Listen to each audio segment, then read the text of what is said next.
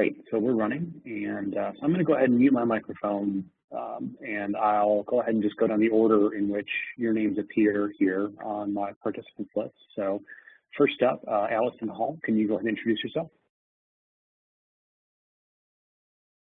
Good morning. Can you hear me? Yeah, yes? We're good. Actually, I'll stay unmuted so that I can actually respond. Yeah, I know, but yeah. So Allison Hall, and hi everyone. Kelly and I are in the hotel in Elizabeth City joining you because we did a late night outreach session. So this is true dedication to our work. There you go. All right. Well, thanks for joining us. Thank you. Next on my list is Carolina Parrish. Can you unmute and just introduce yourself real quick?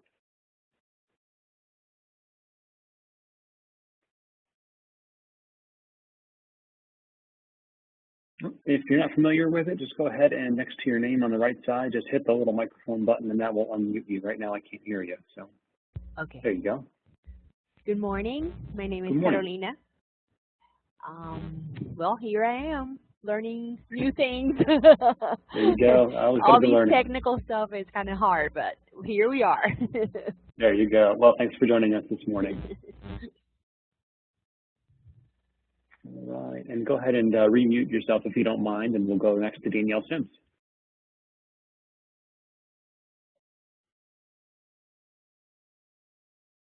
Hey, Danielle, I see you're unmuted, but I don't have any sound from you. Are you speaking into your mic? Okay, might be having some hardware issues on your end because I'm still not hearing anything.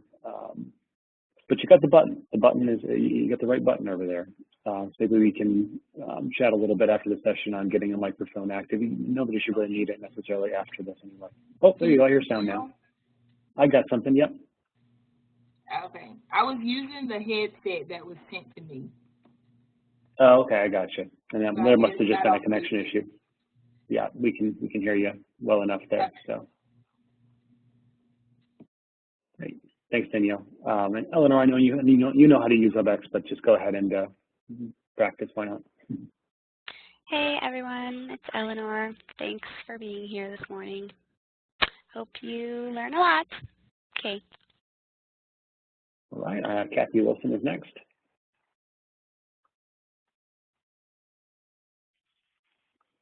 If you are with us, go ahead and click that microphone button next to your name. Hey, Kathy's actually in listen mode, so she's just listening today. Yeah. Totally fine. Well, there you go. No worries. Oh, she has a hand raised. That means high five. So there you go. Great. Oh, and if I should mention, if anybody has any problems during the session, you can go ahead and open up the chat window and excuse me, and just chat if you're unable to get to the microphone. So great. So if Kathy's in listen mode, we'll go to Kelly Cook. Good morning. Good morning. I'm in the hotel with Allison. We're hoping for snow in Elizabeth City. Oh, there you go. Yeah, that would be exciting, I guess. Yeah. All right. That's right. I remember you said you were there with Allison. So thanks for unmuting yourself. Okay, next on my list is Linda Rowley. You can go ahead and correct me. Morning. Good morning. Can you hear me? Yep, we got you. It's Rowley. Okay. Thank you. Good attempt. Awesome. I'm from Wilmington. Okay. Great. Thank you so much for joining us. Next up, I have Marilyn on my list.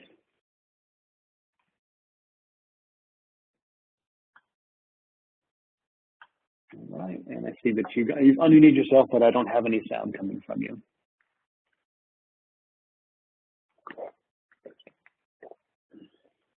Possibly just another hardware issue.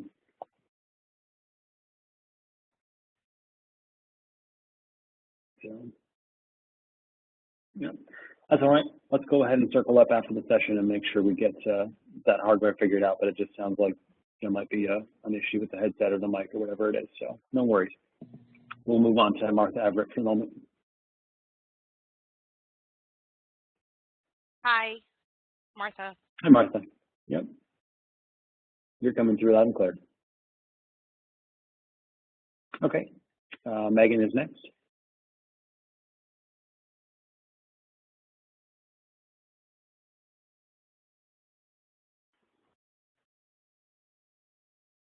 It's the same deal. We may be having a little bit of a hardware issue. I wonder if these headsets might have like a mute button on them. You might have to toggle and make sure it's not muting itself on the actual headset. I'm not sure, but I'm not getting any sound from Megan either. But again, the button, you hit the right button to unmute yourself, so there's the first step. But we'll take a look, and I'll get with Eleanor afterwards and make sure that I know what hardware was given to you, so we can figure this out. Okay, Rhonda, give it a shot. Hi, this is Rhonda. Hey, Rhonda, I got you. How are you? Are you doing okay? Okay, yeah, that's all right. We'll move on. I got 3 more people in here on my list. Sarah Anderson. Hello, this is Sarah. Hey, Sarah. Hi. Oh, my phone just interpreted that as Siri for some reason. I don't know why. That's the first time I've ever done that. And my phone just lit up. And thanks for joining us. Shannon Wilson. Good morning. Can you hear me? Good morning. I can hear you okay. Yep. Okay, great. Excellent. Thanks for joining us. And last but not least, Tanya Covington.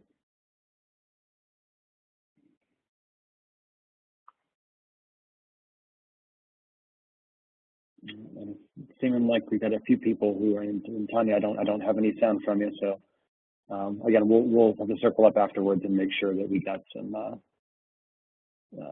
these hardware issues resolved. But no worries. Thanks everybody for giving that a shot. So this is a great exercise to do for a first WebEx session.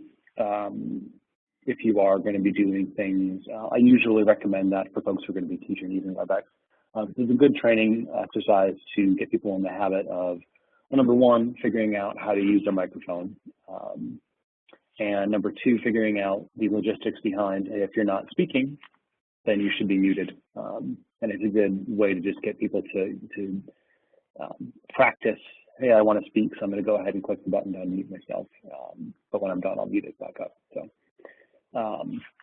anyway, so thanks for going through that with me. Hopefully everybody is fairly familiar now with how to speak. So if you do have a question during the session, I don't have a problem if you wanted to unmute your mic and just go ahead and jump in. But if the question is not urgent or something that can wait a little while, just go ahead and throw it into the chat. And so I won't make everybody put a chat message in right now, but basically at the top of your window, there's a few icons that say participants, chat, and so forth. And so if you just click on chat and open that box up, you'll have a chance to send a message in there. So if you do have a question, I'll be keeping an eye on that as the session goes along. So go ahead and throw it in there. Or like I said, if it's something that you're just more comfortable with the microphone, feel free to just go ahead and jump in. I don't mind, but that's something that you should consider as well when you're hosting sessions, is how you prefer users to give you feedback in the middle of the session. So a lot of folks who have more of a presentation to do, if it was a webinar kind of thing, would probably encourage people to do the chat instead of just unmuting the microphones and everything. But I like to run my sessions a little less formally, so I don't care if you want to jump in and say something. So anyway, so okay, I have a chat from Kathy saying Carrie will be joining, and I have yeah, I see Carrie just joined us. So that's great. And Carrie, if you want to go ahead and unmute yourself and just test your microphone out, say hey to everybody, that's fine. Hey guys. How are you, Carrie? I'm good. How about you? Sorry, I had a hard time connecting. That's okay. That's okay. I'm glad you made it. So, all right. So we're going to go ahead and move forward here. So this is a little bit unique. I don't often do WebEx trainings virtually. Using WebEx, it can be a little bit tricky to do, but it's okay. It's actually a little bit trickier still if I've got some folks in the room and some folks remote. So it is in some ways kind of nice to just be in a conference room by myself with everybody online, because I know that at least everybody's in the same playing field there. So what we're going to talk about today is just how to use WebEx at UNCG. I'll talk a little bit first about some of the resources available to you through our knowledge base, as well as give you an overview of what your account side will look like. Now, I know you guys are eventually all going to be using one shared secondary account, but I think it's still important to know where things are within that account space. So what I'm going to go ahead and do here is start by doing a screen share. So later on, I'll show you how I'm doing all this. But since I want to show you a few things on the web page, I'll just go ahead and share my browser with you here in a second. Let me get the right application chosen. Great, so I'm in screen share mode now, so you should see the my web browser over here with the lovely Valentine's Day Google icon here. So, so first things first, I want to go ahead and just give you the master URL that we have here to our WebEx knowledge base, and that simply, like many things are here at UNCG, follows the URL convention of just thatthing.uncg.edu. It's hard to say and type at the same time. So if you just type in webex.uncg.edu, and that's WebEx, W-E-B-E-X, people miss that second E, you will end up at actually our knowledge base, which is fairly newly launched. This used to be a little microsite that we had, but this is now, sorry, just get some stuff out of the way on my end. This is now our knowledge base. So basically, you can kind of navigate through these pages. Some of them have links to other pages and other information. But you've got a bunch of stuff here that you can sift through. But the most effective way to navigate through a lot of this stuff is just to search for what you're looking for. So if you want information on recordings, how they work in WebEx, so you can just start typing recording, and then you've got a whole bunch of things that'll pop up here and answer your questions, hopefully. Or if you're looking for a question on how to use WebEx in Canvas, then there is a schedule a session for WebEx in Canvas, and then there's even a page about how to attend a session through Canvas as a student. So you've got the search feature up here is probably going to be your most go-to. I don't know exactly if they have any plans to expand the knowledge base so that I can pick and choose which related articles are here. Because honestly, there's a few things here that I don't quite like with the arrangement yet. There's a few things that if nobody knew what to search for, I think they'd have a hard time finding, honestly. So we're going to work on expanding this knowledge base, but for now, if you have a question or anything, you can look at the down here. There's the top viewed, so you can see what people are looking for. That's going to span our entire knowledge base. So things like finding the MAC address on my computer or what's the 6 Tech Service Center and all that are going to pop up there. But WebEx is one of the first services that we've onboarded into the knowledge base. So for the time being, at least, you'll have some more of an opportunity to see some of those articles possibly show up in the top viewed there. Okay, most importantly, though, is on this landing page here, you have the URL. And so you're going to get this right here to show you how to access WebEx directly. And you're going to be looking for this faculty staff link. You can bookmark that, and that's going to get you over into your WebEx account, where you'll go to log in and to have a quick link to your personal meeting room, which I'm told you're going to use a lot.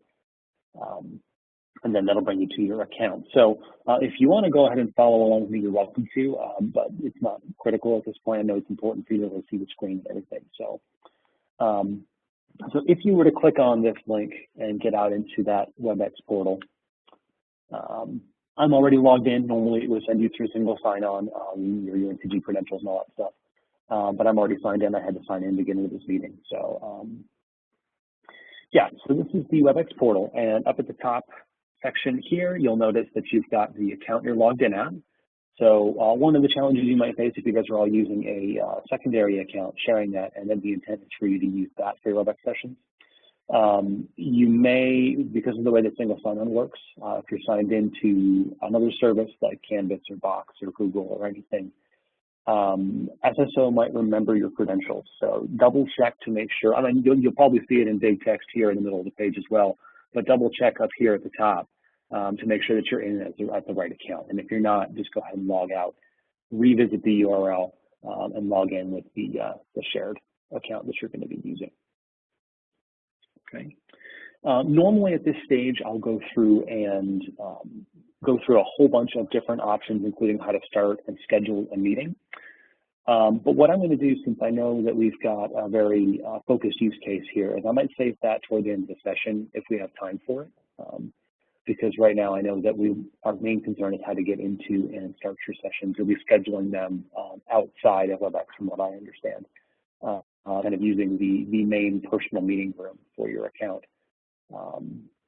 So basically, that just means that the scheduled time, all you have to do is hit this URL, get to the WebEx portal here, and then this big green button that I usually tell people to avoid for the time being, that's the one you're going to want. So if you click on Start Meeting, what it's going to do for you is launch you straight into the personal meeting room. So the personal meeting room is like basically a virtual office, is the way I describe it. So right now I'm sitting in a conference room in my building, and it's kind of like this personal meeting room would be a virtual conference room, I guess, your virtual office. So if you're in there, people can they know where it is, they know how to find it. The link you send them will never change.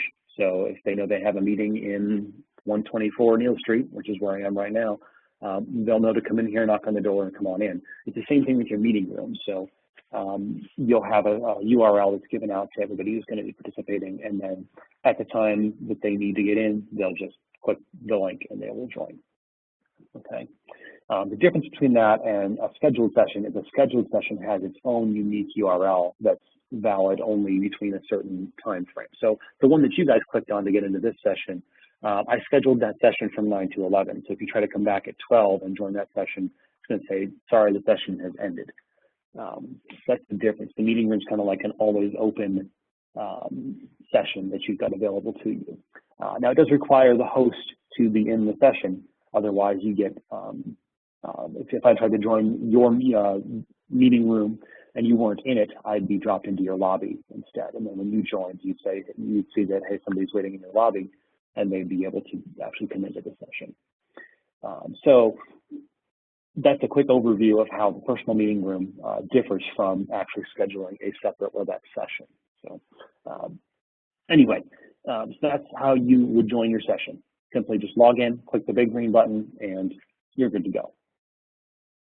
Okay, so I'll show you a couple of quick things that might be handy as you navigate through here. I don't know exactly what will be going on in these sessions, if they're going to be recorded, if they're going to be, feedback requested afterward or whatever. But I'll just kind of go through the left-hand side menu over here and just give you an overview of some of the things you have available. Okay, so your My Meetings area will show the WebEx meetings you have scheduled. Again, if you're not scheduling sessions with a secondary account, this won't be of any use to you. You're just going to use your personal meeting room. But if in future you start wanting to schedule things through WebEx, then this would be a great WebEx calendar to show you when you've got your stuff coming up. So for example, mine shows me, hey, I've got a 9 o'clock meeting. There you go. And it's a quick way to go ahead and join or end the meeting if you want to. The personal room link over here on the left is going to take you back to where we landed. So if you ever need to come back, if you're browsing around this area and need to come back and find that big green button under My WebEx, My Personal Room is where you go. The most useful place for you probably will be your My Files area. Again, if you are recording anything, this is where you're going to find those recordings. And so up at the top here on the My Recordings tab, you'll see a bunch of different links split out. And so they're split out by type of session. So what's important is that WebEx is actually made up of 4 different products. So you see these buttons here at the top of the screen. And so you've got Meeting Center, Event Center, Support Center, and Training Center. Right now, what we're using is Meeting Center, and that's what's going to power your personal rooms as well. The other centers have a few different capabilities. They're all fairly similar with the exception of Support Center, which is mostly used for IT support. It's a way for if someone's having a problem with the computer, I can get easy remote access to that machine and possibly help with some technical issues. But other than that, meeting, training, and event are all fairly similar. They have a fairly similar base feature set with a couple of added goodies here and there to help manage things like webinars or like paid training sessions you have to register for. Anyway, so on this recordings page, it also breaks out your recordings in a similar way. So for me to see any recordings from Meeting Center events, I go over here to where it says Meetings, and I click Meetings. Let's start down here. So here are some of the sessions recently that I have recorded. Okay. So I want to go through my Training Center recordings. I go to Training Sessions. I don't think I have anything here. Yeah, I haven't run Training Center sessions in a while. And same thing with the Event Center. Okay.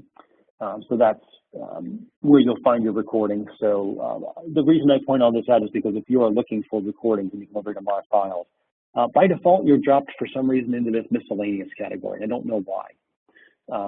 So you just click on Meetings over here at the left, and then you'll get to all the recordings that were made in Meeting Center.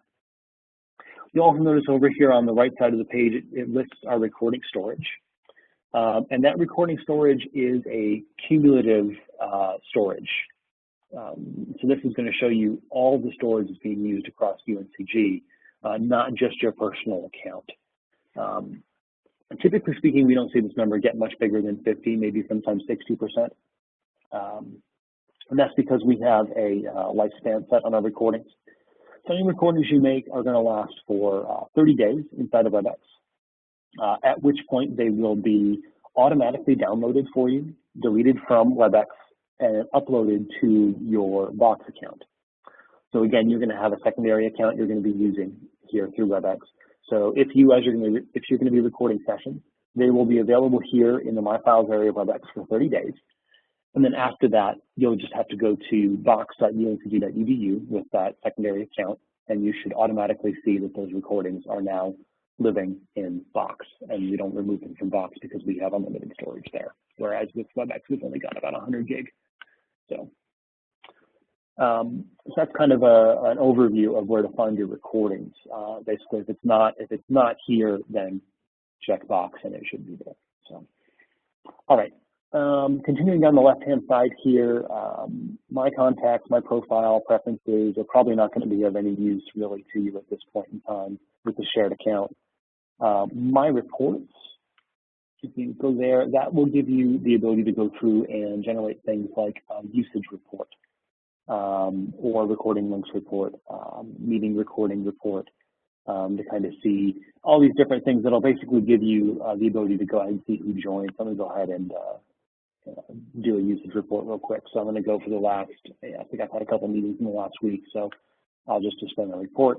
Yeah, and so there you go. There's a bunch of these sessions, and you can see, you know, who has been in attendance at these sessions. So if I choose, let's see, there's 5 people who went to this meeting here, so I'll go ahead and get some detail on that, so I can see all the folks who were here. It must be that I just joined in a bunch of times myself.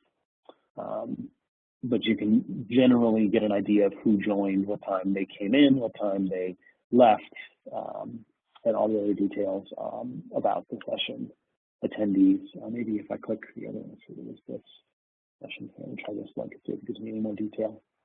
Yeah, so there we go. There's a little more detail on the people who were in the meeting. So you can get a better report, and you can also export these reports or print them out if you wanted to kind of have that detail there. So anyway, and then training and support should take you out back to our knowledge base here. I will point out if you need support, you can find this WebEx support and training page, and what this will have for you is links up here to vendor documentation. So if you need a quick getting started guide to Meeting Center, you can click on this one, and that'll take you out to the documentation that's maintained by Cisco. There's a ton more stuff here, but I also wanted to point out this here on the page, where you've got the ability here to call this 800 number and get support from Cisco 24/7. So I mentioned that, I mean, of course, because Tech is always available to help, but they're primarily business hours. Of course, we have service desk staff 24 hours, but the folks here in my group, including myself, who are the second tier support, we're only here generally between 8 and 5. And so if you're running a session after hours, or if you just know you want to be able to talk to somebody who's an expert right away, this 800 number is available for anybody. That goes for you. And it does say for account holders here, I got to get them to change that because anybody can use that 800 number to try and join a session. If you're running a session and inviting somebody outside of UNCG and they're having a hard time getting in or having a hard time with something or other, this number, they can totally use this number too. It's not limited to UNCG account holders, like it says in the site. Okay, so it'd be a good thing to keep in mind. All right. Okay, so that was a lot of talking about nothing to do with actually using WebEx, and so I try to get that out of the way at the beginning, so I don't have to come back and talk about it later. Like once we get into using WebEx itself, you know, I want to stay using WebEx itself. So if there are any questions about any of that, you can go ahead and either chat them in or unmute yourself and ask questions real quick. I'll just take a second and pause, get a drink of water here. So if there's any questions, go ahead and ask now.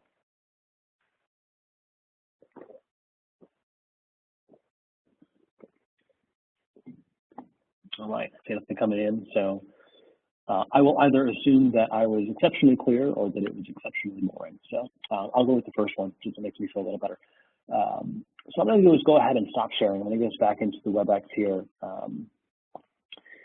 And so instead of seeing my screen now, you should be able to see this whiteboard that I entered here where I included the introductory text. So let me go ahead and actually share with you my WebEx window. And let me see, there we go. So I'm now sharing my meeting window. Let me go ahead and minimize my video here. So what you should be seeing right now is my WebEx meeting window. What I'm actually going to do, if you give me just a second, I meant to do this before I started and then I totally forgot. I'm going to get my mobile phone hooked up to this meeting as well, just because I want to make sure that I know what you're seeing. So this is a good tactic that while I'm doing this, if you are in a session and you want to make sure you know exactly what people are seeing on your screen, use a second computer or use a mobile device like this to just kind of have it on the side while you're hosting on your main machine. That way you know exactly what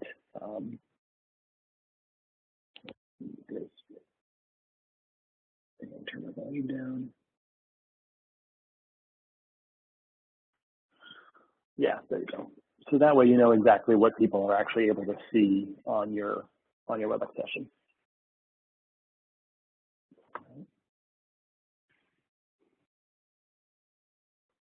The volume won't go all the way down.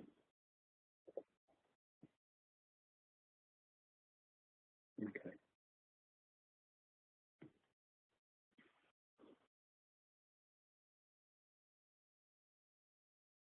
All right, there we go.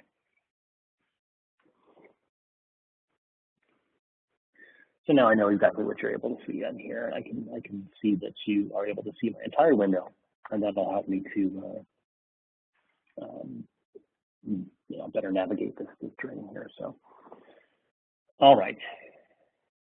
And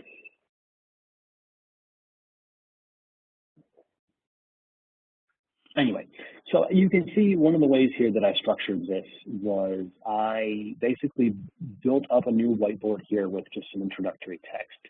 And those were introductory instructions for you. So as you entered the room, you saw this text here with the instructions that say, make sure you join the conference, make sure your mic is muted. We will be recording this. And then if you have questions, chat is a good way to get them to me. And so all of that was kind of put up there through the whiteboard. So the way that I did that, when you share content in WebEx, you go up here to the share menu and you can pick and choose from any of these options here. So I just did whiteboard, and you can see that when I did that, it came up to a new tab up here in the top, and now it's a completely blank slate whiteboard. So I chose a red color here from the color palette. I can choose from any of these 16 colors, and I just chose the text tool. And I typed my text. All right. And then as soon as I did that, it popped up there. And I put it into the whiteboard. And then as soon as basically I left my screen showing the whiteboard here. As the host, when I am sharing content, whatever content I have selected up here at the top is going to show up for all participants. So you notice as I'm switching back and forth between whiteboards, actually what you're going to see now is my window. But if you were not viewing my meeting window, you would notice that this is actually prompting you to, it's automatically bringing you to the whiteboard that I am sharing with you that I've selected.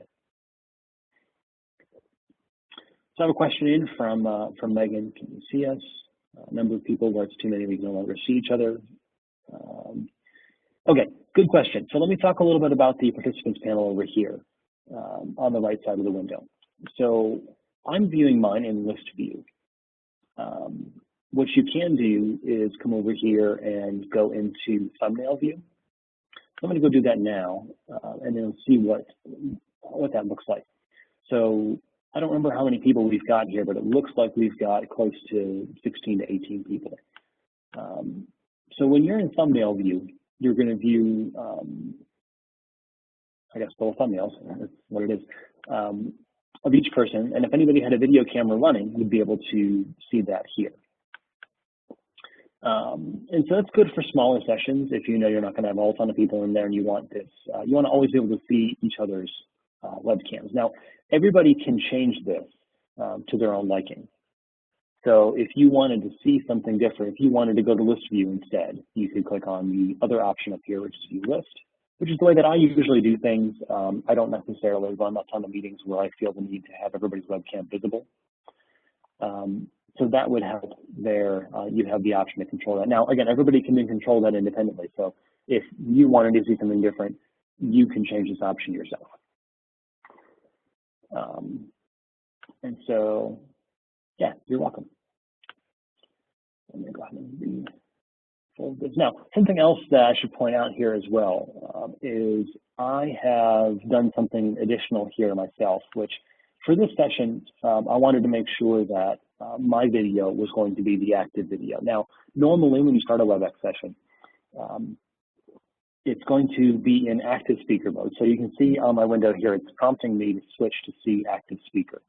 And so if I click that, I can do that. And right now it has chosen Linda for some reason as the active speaker. Obviously I'm the active speaker. And for all of you guys out there with this mode on, you will see my window still as the big main window here in your participants panel. The reason that I'm showing something different is because this window is never going to show your own video. So even though I am the active speaker, I'm in the little picture-in-picture down here, and it's never going to show me to myself in the big window, unless I did what I was doing before, which is to lock a specific participant. And I basically said, hey, no matter what, I just want to make sure that my video is being shown here. So now no matter who's speaking, you'll notice when you go back and watch the recording, if you watch the recording, during the intro session where I had everybody unmute their mics and talk for a little bit, you'll notice that the video camera stayed on my picture, and that's because I had it locked. And so that is something that you can do here. Again, if you just hover your mouse up over the big picture, you get all these options like how to, the display mode for the camera, as well as the display mode for the participants panel as well. Okay. Up to you how you want the session to run. If you don't change anything here, it's not going to adversely impact your session, in my opinion. One of the reasons I like to use list view personally is because I get better view into what everybody here is doing. I get their microphone icons. I should get their microphone. You know, I think I actually screwed something up here by joining this from my phone, because now my phone is also connected to my account and is the host here. So what I'm going to do is go ahead and get out of that. I'm trying to figure out how I can do that, because my phone is the host. If I leave, then that means the meeting will end, and we don't want to do that. But this is a good opportunity to explain. See, I'm totally winging this. This is great. the difference between roles in WebEx. I may as well take some time to explain so that you understand what my conundrum is right now. So the host for the session. So the host is the owner of the session. So when you log into WebEx and you start your session, you click the big green button that says Start Meeting and you get into your personal meeting room. The host is the one who owns that room. So in your case, it will be the secondary account. That account will show up here as the host. And until I joined with my phone, I was showing as the host because it was my room. And now, of course, my phone also thinks it's me. And so it has said, oh, well, clearly you're the host now. So the host has certain privileges in the meeting that nobody else does. And so the host is the one who can sit here and look at everybody's microphone status. If there was somebody whose microphone wasn't muted and needed to be, if they forgot to mute themselves after talking or whatever it was, the host has control to control those microphones for the participants. And up until I joined on my phone, I was the host and I did see those buttons. So right now, I'm not the host, so I can't see those buttons, but I'll fix that in a second. But there's a secondary role here that actually will allow me to control meeting flow. So you'll notice that I'm still, my computer, I should specify, my computer user here is still running this meeting. So I am controlling what content we see up here as I switch whiteboards. Every participant's whiteboard view is going to switch. Okay, and that's because I'm the presenter. Okay? So there's the host role, who's kind of the overall boss for the session. And by default, when you enter a meeting, you're the host and you're the presenter. But the presenter is the one who's actually, I use it kind of, probably a bad analogy, but I basically say, so if you're driving a bus, if the WebEx session is a bus, the host is the one who's got the keys, but the presenter is the one who's actually driving, right? And so to start with, the host is both. But right now, I'm the presenter, so I'm kind of driving the bus. And so you'll notice that on my screen here, I have this little WebEx ball icon. And that indicates that I'm the one who's the presenter. And the presenter can always relinquish control by taking this ball and dragging it to somebody else. Okay? And the host has the ability to come in here and grab the ball and move it at will, no matter what. So again, the host is always in control of the session, but the presenter is the one who's actually controlling what's seen on the screen. The presenter role is also the one that can screen share. So if you are doing a session and you require that other people in the session are going to need to do some screen sharing, or you want them to upload a document to share, you'll have to give them presenter privileges for them to be able to do that. And again, you do that by dragging this ball over to another user. Okay. All right, so what I'm going to do right now, I don't know if this will ever be something that comes up for you, but I'm going to share with you how the host key works. All right. So the host key is kind of like your master password for a WebEx session. The host key is something that you shouldn't share with people because what it'll allow them to do is if they know the host key, they can come in and basically, what it's designed for is for you to be able to hand off the keys, the host keys, to somebody else for the session. If you have this meeting scheduled and let's say today I got sick and I needed to hand this off to one of my colleagues here to run this session, it's scheduled under my account. And so that link that you guys had, it was important. You guys had that link and you needed to be able to use it to get into the session. So if I had canceled my WebEx session and had somebody else schedule a new one, that means it's a new link and they'd have to give you that new link and maybe some of you would get it, maybe some of you wouldn't. It would be a little more confusion. So rather than doing that, what I would do in that case is I would, whoever's going to sub for me in the session, I would give them my host key and say, here, join the meeting, use the host key, take control of my session, and run it for me. That way the link to the session never changes, and all that. Again, not entirely relevant to your use case because you're going to be using the personal meeting room, but I'm going to have to do it right now anyway, so you're going to see a bunch of stuff. I may as well explain what I'm doing. So I'm going to jump up and grab the host key for this session.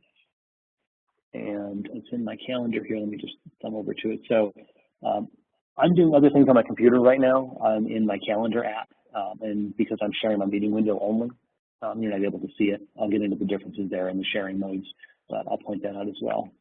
So I'm on my host key here. I'm going to grab it, and I am going to come up here and, okay, so I've got my host key, and in the participant menu at the top, there is this option that says reclaim host role.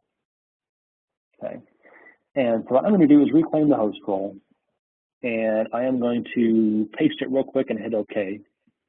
Not that I'm worried about anybody, you know, jumping in and stealing the host role, but it's just one of those things that I get paranoid about. Anyway, so I've punched in that 6-digit host key, and you'll now notice on my screen that I have reclaimed the host role from my mobile phone. My mobile phone is now still a participant in the session, which I am going to end because I don't think it's actually doing me any good. Since I can't actually, there we go. For some reason, I couldn't actually turn my sound all the way down, so I was getting a little echo of myself, and so that was a little bit annoying.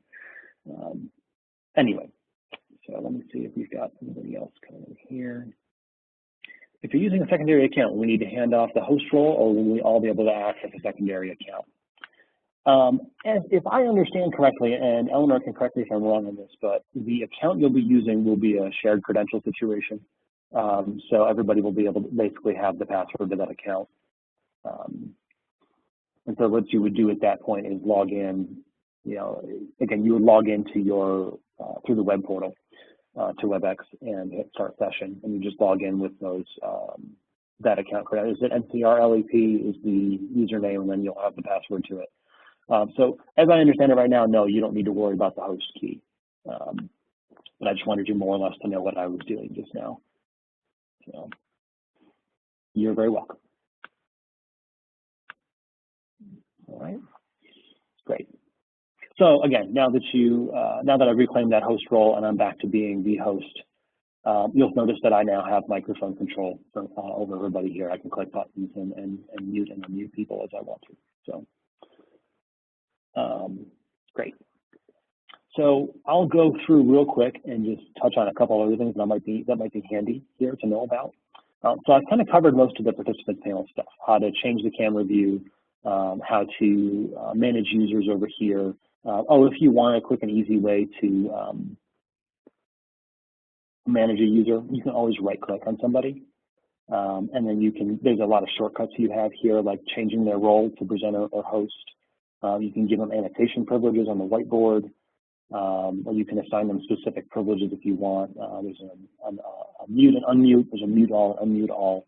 There's also an expel button. So if someone is, you know, causing a problem, you can expel the user. If you use the expel function, I also would recommend coming up here to meeting lock meeting, because that basically locks the door. If you kick somebody out, they can just rejoin until you do this. I've never had to kick anybody out. I don't think I'm going to have to start today. So, but it's there if it's needed. All right. Okay. So the panels up here at the top right, I've mentioned the word panel a few times, and I just want to make sure I'm clear as to what it is. So everything up here at the top right of the screen is considered a panel. Now the panels all have little icons up here, and the gray indicates that they're currently closed, and the blue indicates they're currently open. So I've got the participants panel open here, as you can see. If I just simply click that icon again to toggle it, now I've got no panels open. All the icons up here are gray. I can click one to toggle it on and off.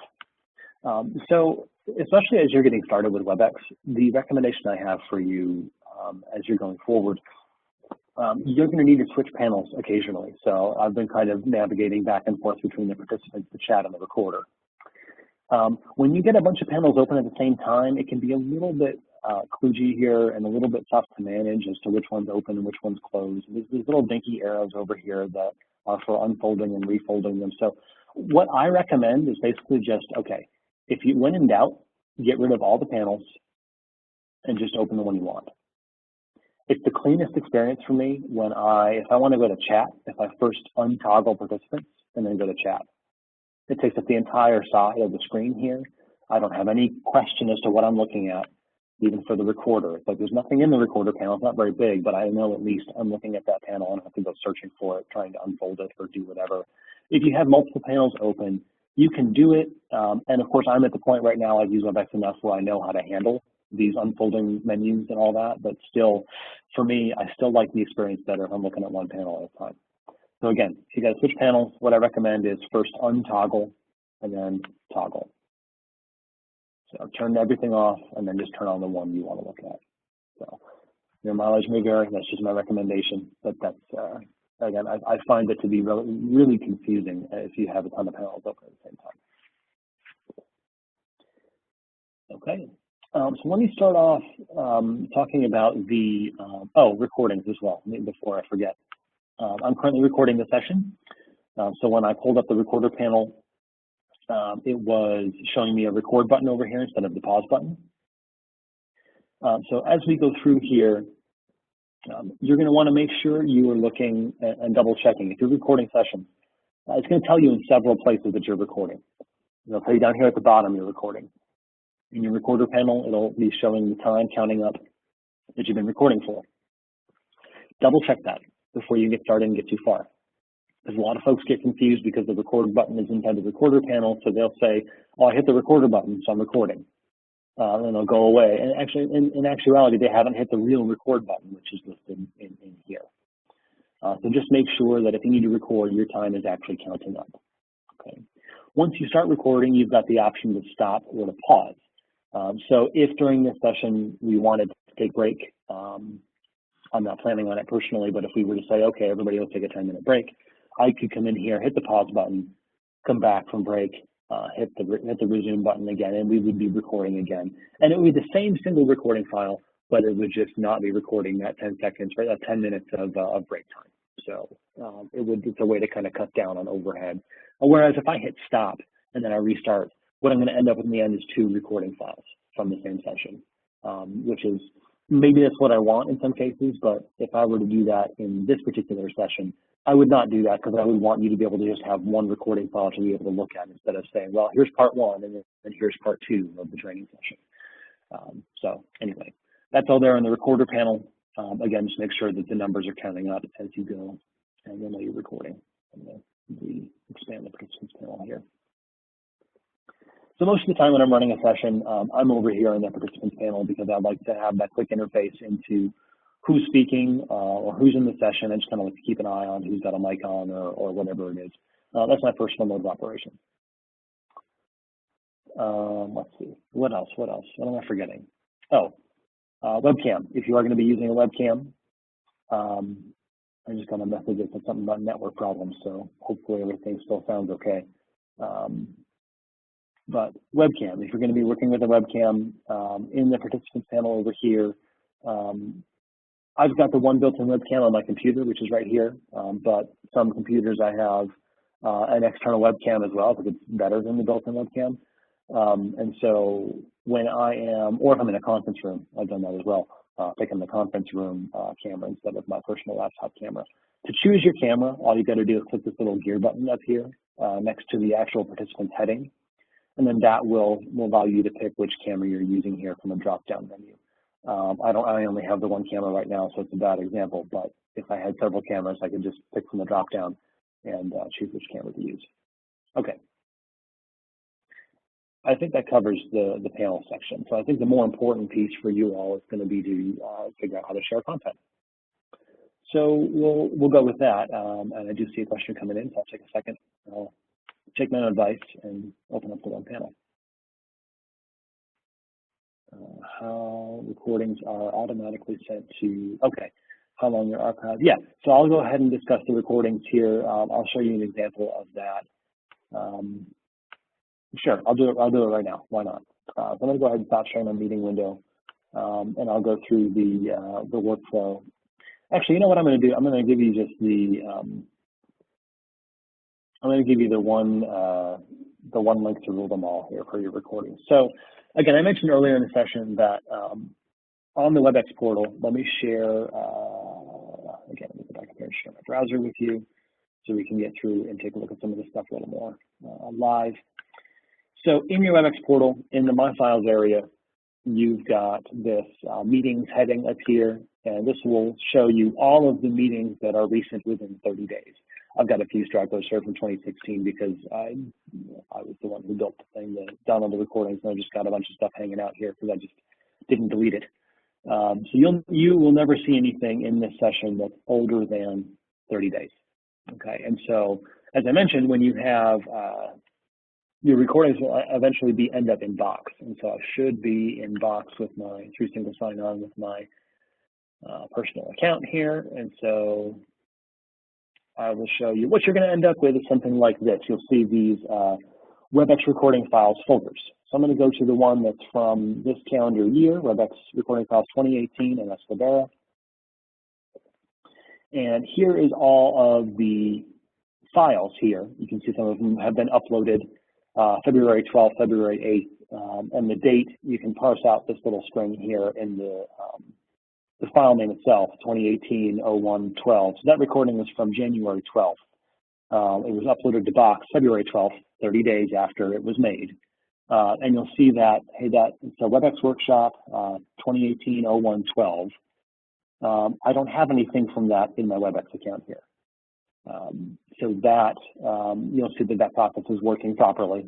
These are meetings that I've got here from, I've got a couple of them, a couple of recordings from earlier this month that will be offloaded to Box next month. So all that happens automatically. And again, everybody here, if you're not using Box yet, you've got it here. You're just going to box.uncg.edu. Now, the way that these work is they're going to always go to the host account Box account, the host user's Box account. Okay, there we go. That's better. So if you guys are in under the NCRLAP account, then what you're going to see is the recording files you make there will be uploaded to the NCRLAP Box account. So you'll notice here in the heading, the folder that's created for me automatically is titled WebEx recording files, the year, and then the username.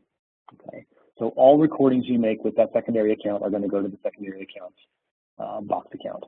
They'll be there and share. And I think I saw that was the question Steve was pointing out. Let me, yes, exactly. Yeah, so you have a shared Box account using those NCRLAP credentials, and that's where your recordings will go. Exactly. So I'll be here. So the question always comes in as to, well, how do we keep track of which recordings are where? It's tough. I mean, how do I know that I made that recording 30 days ago or not, or blah, blah, blah, blah. So two things.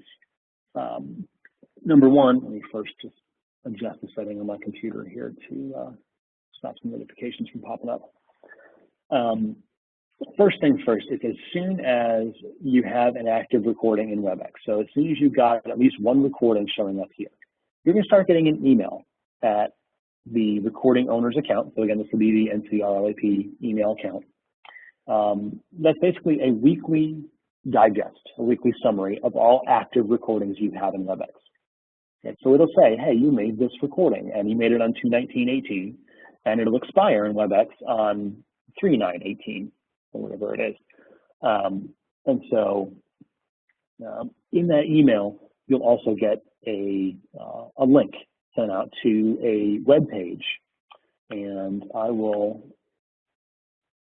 let's see, user services, there's a short link for this, and I don't remember what it is. So this URL, which I'll put in the chat if anybody wants to copy and paste. This is a little intermediary page that we built here. Okay, that is a complete summary. Here, let me just go ahead and paste this in chat while I'm waiting here. There we go. So you can feel free to save that, copy that, bookmark it, whatever you need to do. But again, using single sign-on, so you know that you're in this account up here. This will show you all the recordings that you have available to you and their current status. So again, these two recordings here that I've got from the 12th and the 9th, it's telling me are in WebEx, and here's the WebEx link to download those files. Okay, and those again, that mirrors what I see here. Here's the handful that are in Box from this year, and you can see that I've got those ones listed right here as unavailable in WebEx. but available to me in Box. And so here's the direct links that I can use. So again, if you're unsure of where your recording actually is, or if you just want a quick way to go and get at your recording, this URL is great. Just log in with your NCRLAP account, and you've got the ability to quick see, okay, is my recording active in WebEx? Here it is, download it. Is my recording active in Box? No, here it is, download it. Okay. So there we go. So Steve, I hope that helps explain how the flow works. Right now in Box, we don't yet have any policies around deleting files from Box. So basically, I mean, I've still got files here from, I've got recording files here from 2016. So I don't know exactly why that file is in there. I don't think it's my recording, but there's a bunch of, yeah, there's, I got a lot of artifacts here when I was testing this feature that we were building. So whatever works. The point is, I still got a lot of recordings in here from other years, and we're not planning on removing them anytime in the near future. So once your recordings are there, they're there. Okay, I'm going to get back out of my screen share here and come back to the WebEx. All right. Are there any other questions about the recording process or about any of the panels up at the top right before I move on to the content sharing piece? Anything I can help with there? I'll take a drink of water and give you time to respond.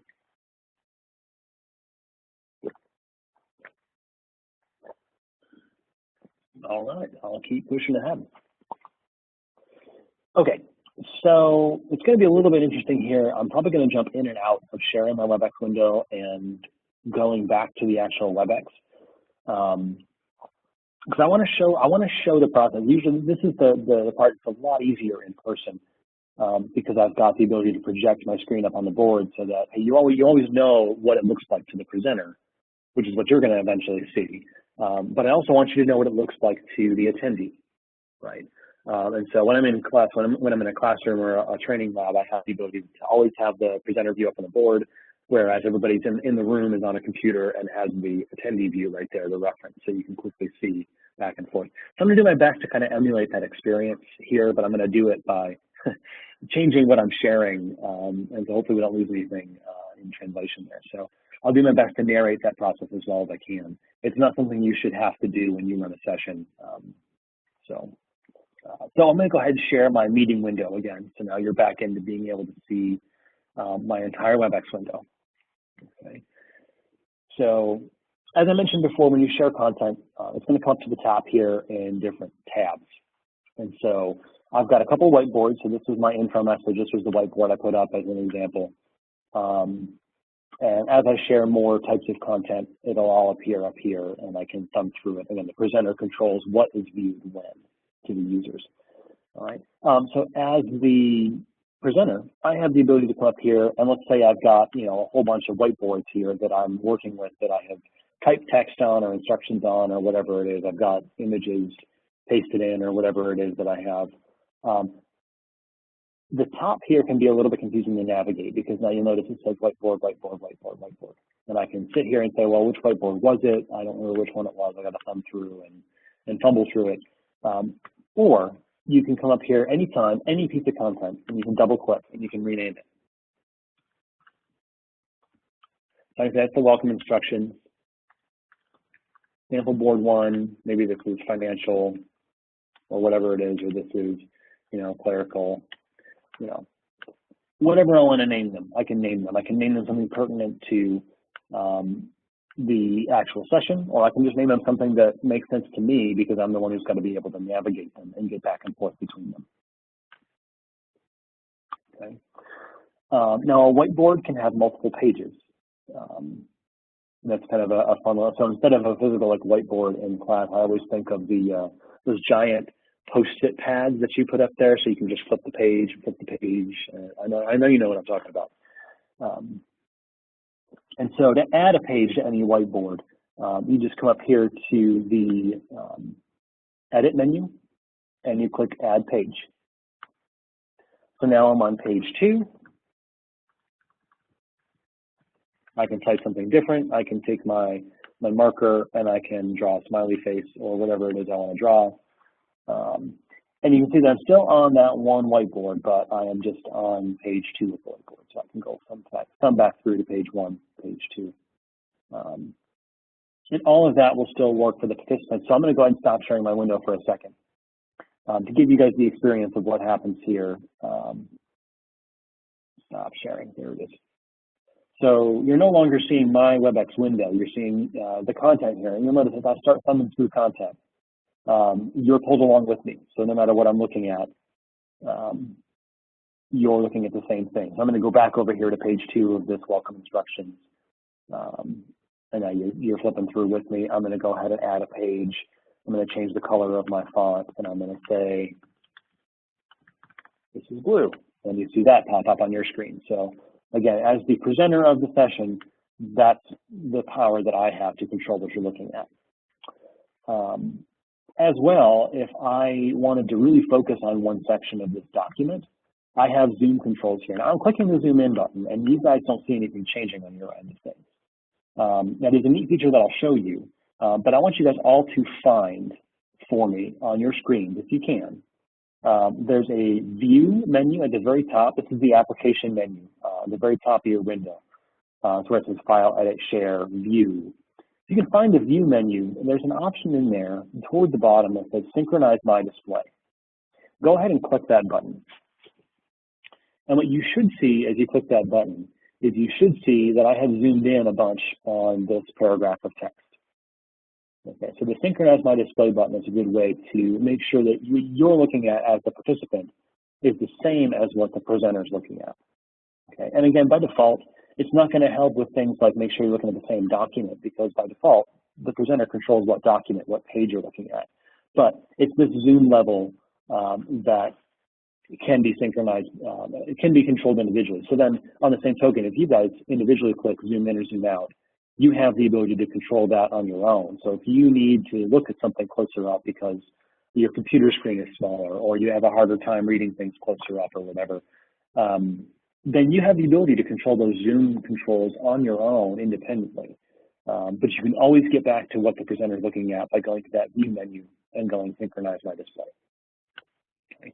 Now, in a similar token, I have the ability here. I'm going to zoom in a whole lot more here, and I'm going to go ahead and now pull you to me. So as the presenter, mine doesn't say Synchronize My Display. Mine says Synchronize for All, and I'll show you this in a second. But what I want to show you first is how that affects you. So I'm going to click the button right now, and now you see that I've zoomed in a whole lot farther on the words good morning.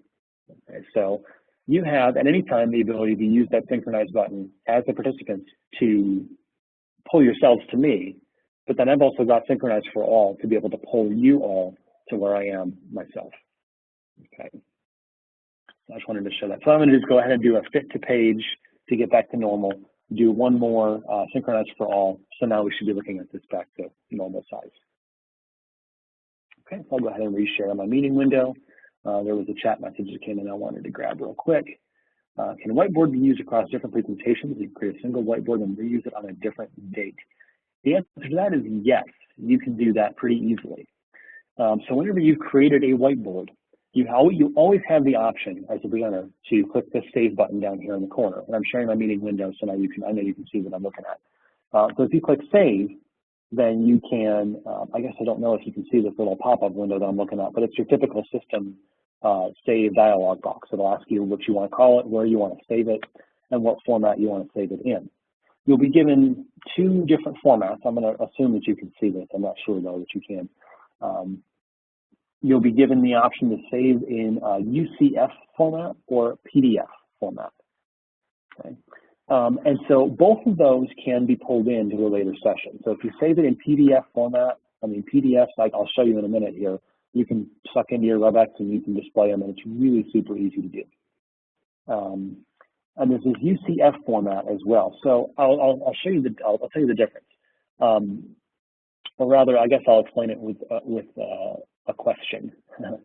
So the question you need to ask when you're choosing format is, do you need to be able to continue editing your annotations? So what I mean by that, let me cancel this real quick.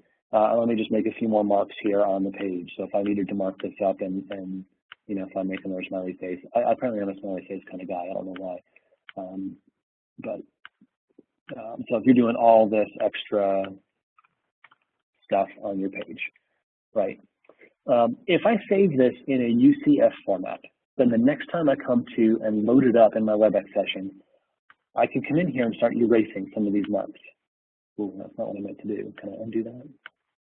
Thank you. But I can come in here and start erasing some of these extra marks.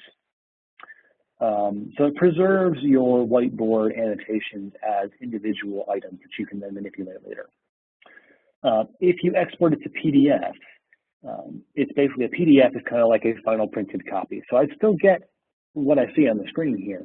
I'd still get a document that looks like this, but I could not then come in and erase some of this extra text that I put on top, right? I'd be stuck with whatever it is I drew last time. Okay. So that's the difference. But yes, the answer is you can come in here at any time, click the Save button here in any state of the document, save it out to a UCF or PDF, and then later on, you can pull it into a future session. So on that topic, let me go ahead and show a little more about the different types of content you can share. So I understand that I think from what Eleanor described, you'll probably be doing mostly PowerPoint, but I do want to show a few options as far as that goes. And so you can kind of pick and choose how you might want to handle this. So again, I'll direct you up here to the share menu, and there's plenty of shortcuts for this. Like you may have noticed that there's a new whiteboard button up here on my screen, and then if I'm on the quick start page, there's a whole share shortcut right here. There's plenty of shortcuts, but again, especially for new users, I always like to share with them the most comprehensive way of doing something. So to see your full list, your full gamut of options here, up at the very top, I always go to share. And then you've got the ability to come here and see every little option you've got as to what you want to share. Okay, so I think I just put something by accident, but I think it was the last option that I'm already doing, so that's okay. I'm going to show you some of the different file options we've got here. So as I mentioned before, WebEx can handle PDFs, okay? So I'll go ahead and show you an example of what that would look like. I'll go ahead and pull up the file here. And I'm not sure if you can see any of this. This little extra dialog box that's popping up here. Yeah, let me pull this up real quick. This is a PDF file that I have, a PDF printout. And you can see as I pull the content in, it has added a new tab at the top here. And if I click on it, then it will bring all my users over to see it. Okay, so I'm going to do some zoom, and then if I zoom in, I want everybody to be able to see that. I'm going to scroll to a certain spot in the document. You're looking at my window, so you're looking at what I would do as the presenter. So here's that button, that synchronize for all button that I was talking about before. So if I click synchronize for all, then that would bring everybody to this particular zoom level and scroll position for this document. Okay. So anyway, this PDF is actually a printout. I forgot I had this. It's a printout of the email that you're going to get weekly if you have a recording. So you've got a listing here of, hey, here's when your recordings were created, here's when they expire, and here's the big button, the big blue button. It'll be blue in your actual email. I just printed white for some reason. The big blue button that'll take you over to that page that I shared the URL for in the chat. So anyway, but point is here that this is a PDF file, right? This is a PDF file that I created by printing out an email, and I'm now sharing it in a WebEx with just a couple clicks, right? I can bring up the annotation tools over here on the left, and I can draw to my heart's content. I can highlight over the top of things. I can draw, boxes around things if I wanted to call attention to them. I can do little lines. I think I choose the single arrowhead. That's what I was going for. I can do a single arrowhead. All that stuff can stay on top of my PDF. Okay, as I scroll through and change pages of my PDF, those annotations are bound to this document. Okay, and then again, of course, I always have the option to save it out to UCF if I want to bring it back next session, continue editing, or I can save it out to PDF if this is my final document that I want to have and I just want to have it for my records. Okay. So PDF files are shareable really easily. You can share PowerPoint files very easily. This is one way of doing a PowerPoint. Let me see if this works, because I actually realized that I don't actually have PowerPoint on my computer, which would be an interesting test to see if it still loads. I'm going to guess it doesn't. Unable to share document. Yeah. So what it's going to need is it needs to actually open up your application. PowerPoint, or I think it actually said Keynote was an option in my case. I guess I have neither on my Mac. I don't know why. I guess I'm just, I've never needed it. So what it's going to do is open up a background process in one of those applications and distill your PowerPoint presentation down to a flat format. And so what is a flat format? Well, basically, if you've ever printed out a PowerPoint recording, a PowerPoint session, if you've ever printed out a PowerPoint deck, either it's a paper or you say print to PDF, that's essentially what you're going to end up getting. Okay. So if you were to go up here and share file and pick the PowerPoint file, you're going to get a flattened version of that document. So what does that mean? Well, so that means that if you have any, I don't know if people still use transitions and animations these days. I don't use PowerPoint all that much anymore. But you're going to lose the dynamic content like that.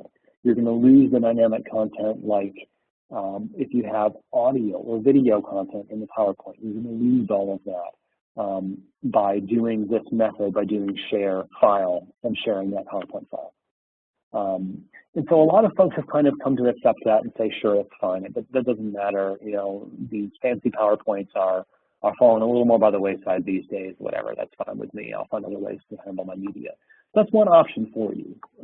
But if you do rely a whole lot on your on multimedia, we're going to have to find other ways to share that content in your WebEx session.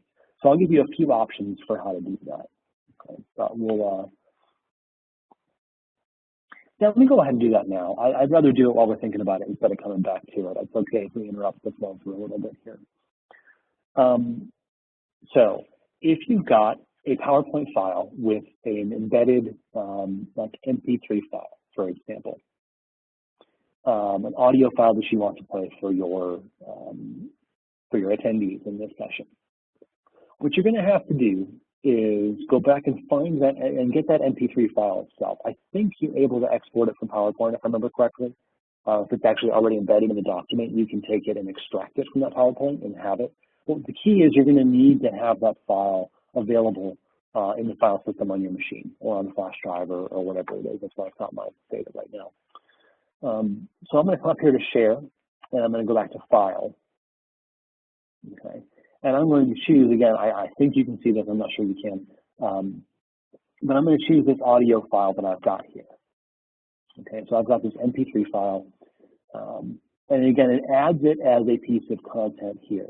And I can click on it up here, and it's importing that media file. So it's also now basically pushing that media file out to all of you as well. Okay. So before I show you how it works on your end of things, I want to show you how it works here on my end. So this is, again, a new tab of audio. I can click and rename it if I want to, just to make it easier to, you know, for me to navigate to when I need to, excuse me. But basically what I've got here is just your regular little play box, right? I can seek here to a specific point in the audio file, and then I've got the play pause controls here. So as you'll see in just a second, I'm gonna exit screen sharing here in just a minute. The nice part about this is the fact that you're not going to have individual control over this audio file. You'll be able to control your volume, of course, but I have control over the play. So when I click play, the audio will play for each of you. Depending on network connection, it might start, you know, fractions of a second different. So I can't assume that we're 100% in sync. But I can assume that if I'm playing the first minute of this track, that I can hit play, let it go for a minute or a minute and 5 seconds, and know that we're all pretty much, we just heard the same clip. Okay. So I'm going to go ahead and do that. I won't go a full minute. It's actually kind of a weird piano piece. But I am going to, let's see, we're at 32 seconds right now, so I'll just play maybe 5 to 10 seconds of it. I'll mute my microphone so that no extra noise comes in. You'll just hear the audio of this file, so I'm going to do that now. Stop sharing. So now you're back into the content view. You see the MP3 here. I'll mute my microphone and play that audio here for about 5 or 10 seconds.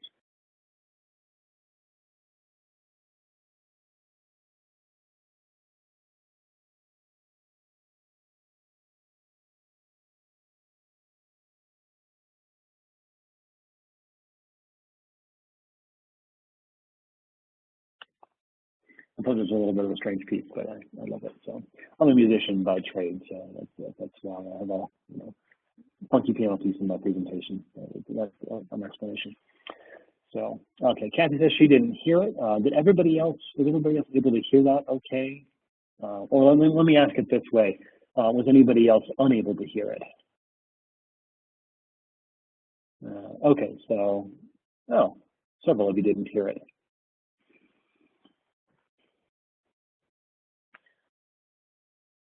Huh. Well, that's really kind of weird. A lot of folks didn't actually hear it. You know, I wonder if it's because I muted my microphone. Let me try again.